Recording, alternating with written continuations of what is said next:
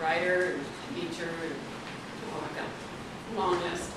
But about 11 years ago, I was in North Carolina writing in a liberal arts program at UNC Asheville, and starting to work seriously on a biography of my great uncle. And there was one class I took a couple of times because I just loved it. Really good teacher, and he kept giving wonderful creative assignments. So he asked us to write about our sense of place. And my parents had established their first home in New York State, and had always missed Virginia. So that longing for the home place was the thing that I latched onto. During the years between 1942 and 1958, my parents, transplanted Virginians, tried hard to be happy in the North, but they were both homesick for their relatives and friends. For my mother especially, a Southern belle and wartime bride, getting acclimated to Schenectady, New York, with all its scientists, snow, ice, and rationing, must have been a daunting challenge. Dad's bachelor uncle, who had lived in Schenectady for more than 40 years, took a friendly interest in his nephew and his wife, and tried to help them feel at home in the northern climate. He had developed a very special home away from home at beautiful Lake George, where he had purchased a camp years earlier and named it Chilhowie, or Chillowee, after his hometown in Southwest Virginia. This rustic building provided a home base for his real career as a conservationist dedicated to protecting the Adirondack wilderness, and in particular, the islands at Lake George. As teenagers, my father and his older brother Jim spent many summers at the lake helping their uncle repair docks, rip-rap shores, which is a technique for stacking rocks along the shores of islands to prevent erosion, and generally absorbing the latest news about their uncle's conservation battles. Jim and John listened to their uncle's stories about growing up in Smith County, Virginia, while they practiced their skills, cooking over a wood stove, constructing skate skills, or studying maps to take extended hikes into the mountains.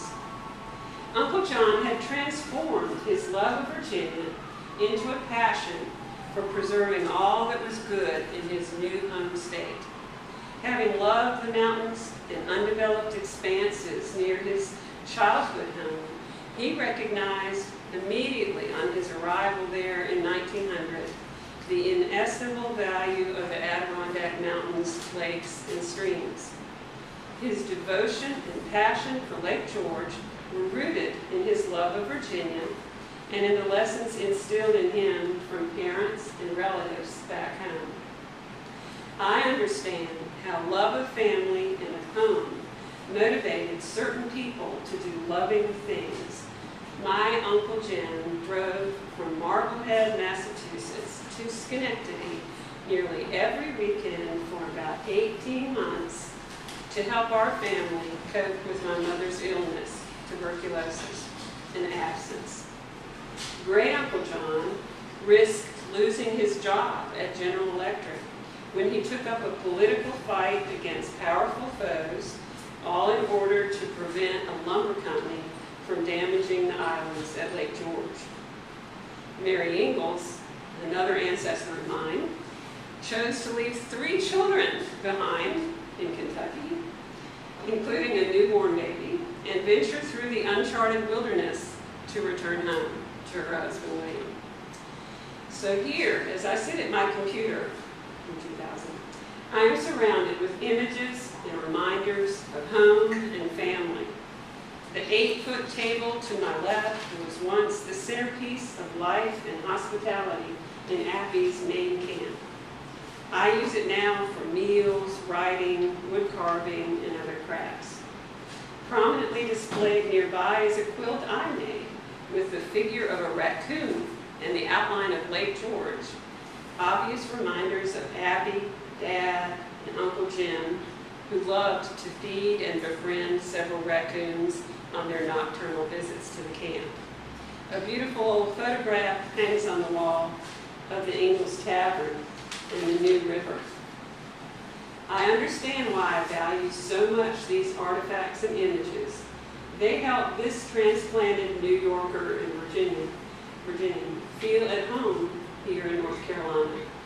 Despite wrenching changes and transitions in life, I am conscious of my identity, my heritage, and my roots. If I can instill a portion of this wisdom in my children, I will have been largely successful as a parent. If I can pass along this wisdom to a wider audience, I will have been largely successful as a steward and as a writer. And that challenge motivates me to get out of bed each morning.